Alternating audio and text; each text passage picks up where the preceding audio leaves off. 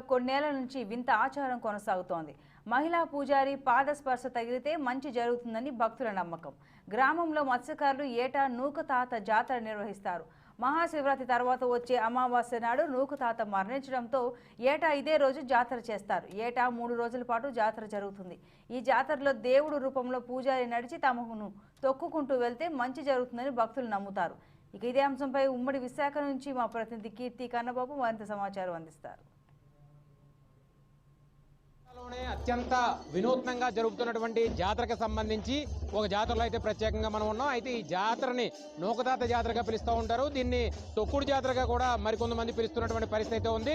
ఉత్తరాంధ్ర జిల్లాల్లో ఉన్నటువంటి నలుమూలల నుంచి కాకుండా ఇతర జిల్లాల నుంచి కూడా పెద్ద ఎత్తున ఇక్కడైతే బారులు తిరుగుతున్నటువంటి పరిస్థితి అయితే ఉంది. అలాగే ఈ పండగ చూసేందుకు గాను ఈ ఇతర రాష్ట్రాల నుంచి ఏదైతే ఒరిస్సా, ఛత్తీస్గఢ్ ఏదైతే ఉందో ఛత్తీస్గఢ్ నుంచి కూడా పెద్ద ఎత్తున ఇక్కడ భక్తులు అయితే ఇక్కడ రావడం జరుగుతుంది. ముఖ్యంగా మనం చూసుకుంటే లైవ్ లో చూసుకుంటే కనుక ఏదైతే భక్తులు ఎవరైతే ఉంటారో వీళ్ళంతా కూడా సముద్ర తీరంలో తెల్లవారుజామున స్నానం కంప్లీట్ చేసుకొని అక్కడి నుంచి ఇక్కడ ఏదైతే నూకతాతగా పిలుచుకుంటున్నటువంటి గుడి ఏదైతే ఉందో ఆ నూకతాత గుడికి సంబంధించినటువంటి దేవాలయం వరకు కూడా వీళ్ళంతా కూడా వరుస పెట్టి ఏదైతే అమ్మవారు ఘట్టంగా చెప్పుకుంటున్నటువంటి కొన్ని ఘట్టాలు మోసుకుంటూ కూడా సముద్ర తీరం నుంచి సుమారుగా 2 కిలోమీటర్లు 3 కిలోమీటర్ల పైనే పైచిలుకు వీళ్ళంతా కూడా దారి గడున రోడ్డు మీద పడుకుంటూ ఉంటారు. వీళ్ళ మీద ఒక నూకతాత పూనుకున్నటువంటి ఎవరైతే పూజారి ఎవరైతే ఉంటారో ఆ పూజారి వీళ్ళందరినీ కూడా తొక్కుకుంటూ రావడం జరుగుతుంది. అయితే వీళ్ళ పాదాలు తగిలినటువంటి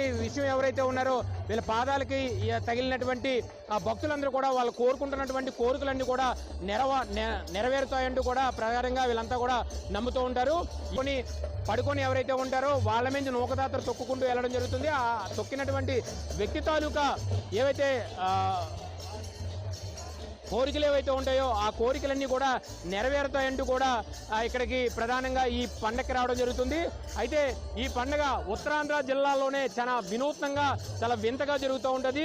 జనాలు సముద్ర తీర ప్రాంతం నుంచి సుమారుగా 5 కిలోమీటర్ల దూరంలో ఉన్నటువంటి నూకతాత పండగ ఏదైతే నూకతాత దేవాలయం ఏదైతే ఉందో గుడి ఏదైతే ఉందో ఆ గుడికి సంబంధించినటువంటి గుడి వరకు కూడా వీళ్ళంతా బారులు తీరుతున్నటువంటి పరిస్థితి మనకు చాలా క్లియర్గా విజువల్లో చూస్తున్నాం. ఈ పండగని నూకతాత పండగగాను అదేవిధంగా ఏదైతే అమ్మవారు ఆవరించినటువంటి భక్తురాలు ఎవరైతే ఉన్నారో ఈ పడుకున్నటువంటి అంటే పిల్లలు పుట్టిన వాళ్ళు అవనియండి లేదంటే అనేక రకమైనటువంటి సమస్యలు ఏవైతే ఉన్నాయో ఆ సమస్యలను తీరే వరకు కూడా ఇక్కడ పడుకోవడం జరుగుతుంది. వీళ్ళందరినీ కూడా దేవుడు ఆ నూకతాత పూనినటువంటి వ్యక్తులు ఎవరైతే ఉన్నారో ఆ విగ్రహాలు ముఖ్యంగా మనం చాలా స్పష్టంగా చూస్తున్నాం. ఆ విగ్రహాలన్నీ కూడా ఆ నూకతాతకి సంబంధించినటువంటి ప్రతిబింబాలుగా వీళ్ళందరూ చెప్తూ ఉంటారు. అయితే వీళ్ళు అనుకున్నటువంటి అంటే మత్స్యకారులు ఏవైతే ఒక కోరుకొని మొక్కుకుంటారో ఆ మొక్కు మరీ శివరాత్రి తర్వాత ఏదైతే నూకతాత జాతర జరపబడుతుందో అదే రోజుకల్లా క్లియర్ అవుతుందని చెప్పేసి వీళ్ళంతా కూడా చాలా ప్రధానంగా నమ్ముతూ ఉంటారు.